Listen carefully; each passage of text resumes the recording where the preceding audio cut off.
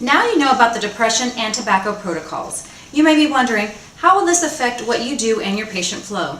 Not much is expected to change. The following demonstration is an example of how to incorporate the tobacco and depression protocols into your daily routine, as well as more information and resources to help your patients. At the huddle, the staff is preparing the game plan for today's session. Hey, Dr. Hernandez, at 9 a.m., Ms. Romo is coming in for a routine follow-up visit for her diabetes. I see that she's called recently for a medication refill and mentioned something about coughing more in the morning and feeling more tired. And that's not good. Even though she's young and healthy, and her A1C has been fairly stable, she's still at great risk for all kinds of problems because of her smoking. Smoking can even make it harder for her to control her diabetes, which can lead to all kinds of complications. Well, I already talked with Ms. Romo about her smoking at each visit and emphasized the damage it's doing to her body.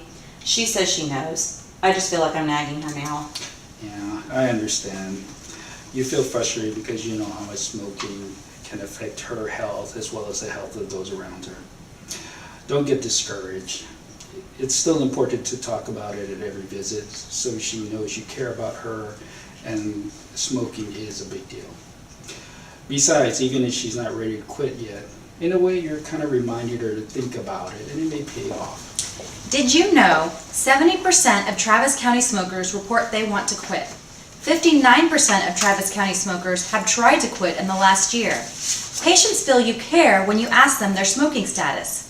Patients are happier with the care they receive if asked about their smoking and offer cessation resources even if they are not ready to quit. Data show that when healthcare providers talk to their patients about smoking and offer assistance with quitting, long-term success can be dramatically increased. Studies show that many clinicians think they will alienate smokers by addressing the issue, but we have found that smokers expect doctors to ask them about smoking and are actually more satisfied with their care when offered assistance to quit. Lucy mentioned she feels like she's nagging, but asking about nicotine use at every visit is important. At the health centers, patients already expect to be asked about smoking and generally do not mind. The chances are that you have a great relationship with your patients already. They trust you. Taking the time to talk about smoking is affecting their health, and encouraging them to quit may be the nudge the patient has been waiting for. Now let's see what else is discussed in the huddle. You know, Dr. Hernandez, I'm really concerned about Ms. Romo. She seemed kind of tired and withdrawn at the last visit. I thought she wasn't feeling well because of high blood sugar, but I think it might be something else. And you may be right. Keep me informed of what you find out. Okay. The CDC cites that depression is the most common type of mental illness, affecting more than 26% of the U.S. adult population. More than 1 of 20 Americans 12 years of age and older reported current depression in 2005 through 2006. Because the symptoms of depression may be subtle, many cases of depression are not identified or treated. By screening every patient at their primary care visit, you play a crucial role in helping those suffering from depression get the help they need. Now let's see what happens when Lucy, the MA, rooms the patient. Ms. Romo, in your own words, why are you here today?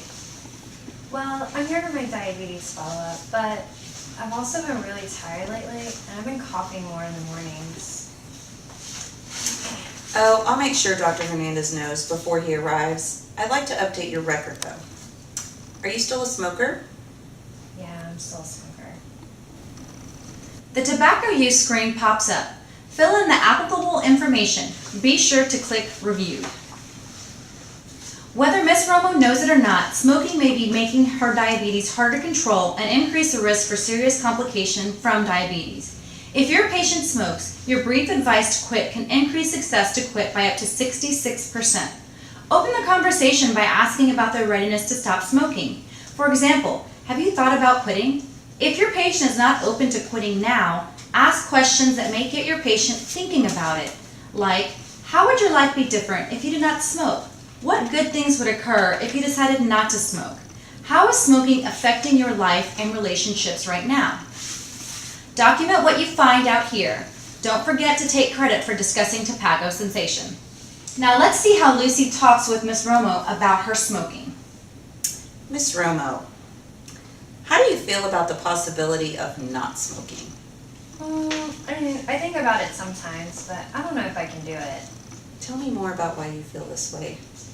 Well, a lot of people in the office smoke, and we get smoking breaks, and it gives me time to hang out with my friends. So there are some benefits to smoking, but yet you have been thinking to quit? Why? Well, one of my coworkers recently got diagnosed with cancer. It got a bunch of us thinking about quitting. You know, I have 2 kids in grade school, and I need to be around for them. Though smoking has some benefits, your health and your family is a lot more important to you. That's right, but I don't know if I can quit on my own. So if you're interested, I have found some information about quit smoking resources and other options that can help you succeed. I'd like Did that. you know every 22 minutes one Texan dies from a smoking-related cause? CUC has partnered with the Texas Quit Line to help our patients that want to quit. It's a free and confidential phone-based counseling service. They are open 24 hours a day, 7 days a week. Participants in the program may qualify to get up to 2 weeks of free nicotine replacement therapy. This is a referral from the Texas Quit Line. Patients that agree to the Texas Quit Line referral will need to sign authorization to be contacted as well as specify a time period, a 3-hour window, when it's best to be contacted. Be sure to remind your patients to return the Quit Line's call should they leave a message. Complete and fax the Quit Line form and have a copy scanned of the patient's chart. Complete your documentation in NextGen as usual. Remember to scan the document into the patient's chart and fill in the patient's goal to be nicotine-free under self-management. Let's get back to Lucy and Ms. Romo. Ms. Romo, which option sounds best for you? Well, transportation's tough here in Austin with all the traffic, so I think the Quit Line will work better for me. Great, Ms. Romo. Studies show that the support from cessation services can double and even triple your chances of quitting. That's great. I feel a lot better knowing the odds are in my favor. I think I can do this. You must also feel good to have decided not to let cigarettes get between you and your love and your family. Yeah, my family's more important to me. Lucy continues to finish the intake by administering the PHQ-2. She tells her about the stress of recent events in her life. Let's see what happens as Lucy enters Ms. Romo's PHQ-2 responses into NextGen. Notice the hyperlink to the PHQ-9 automatically appears if there are any positive symptoms. Although she may not look it, Lucy knows there is a chance she could be suffering from symptoms of depression. She does the right thing in further assessing Ms. Romo for depression with the PHQ-9. Ms. Romo, thanks for taking the time to answer the 2 questions. Because how you feel is so important to your health, Dr. Hernandez and I would appreciate if you can answer these other questions for him. Is that okay? I guess so. Thanks. When we are done, I'll let him know you are ready to be seen. This is a PHQ-9. After administering the questions, remember to click Calculate to get the score and possible diagnosis recommendation. Encourage all patients with a PHQ-9 score between 5 and 9 to arrange an appointment to be seen by BHC. Strongly encourage a referral to BHC if your patient scores 10 or more. It's important to remember your patient's score may be less than 4, but any thoughts of harm or suicide, a positive on question 9, needs to be addressed by the provider immediately. CareCentury will automatically send an alert pop-up screen for the provider if question 9 is positive. Dr. Hernandez reviews the information on Ms. Romo. He knows that smoking and depression go hand in hand. In patients that smoke and suffer from depression, one study found that patients who quit smoking were happier than those that did not. He knows it's important to reinforce her patient's intention to quit and to encourage Ms. Romo to get help in dealing with her symptoms of depression. Let's see how he handles it. Hi, Ms. Romo. It's great to see you here again. I understand from Lucy that you made a decision to quit smoking. That's fantastic. That's one of the best things you could ever do for your health and prevent future health problems down the line. Yeah, I've been thinking about it for a while, and I'm glad Lucy told me about all the resources available to me. And we want you to know we're on your side and we're here to support you. You know, how you feel is just as important to your health as your physical health.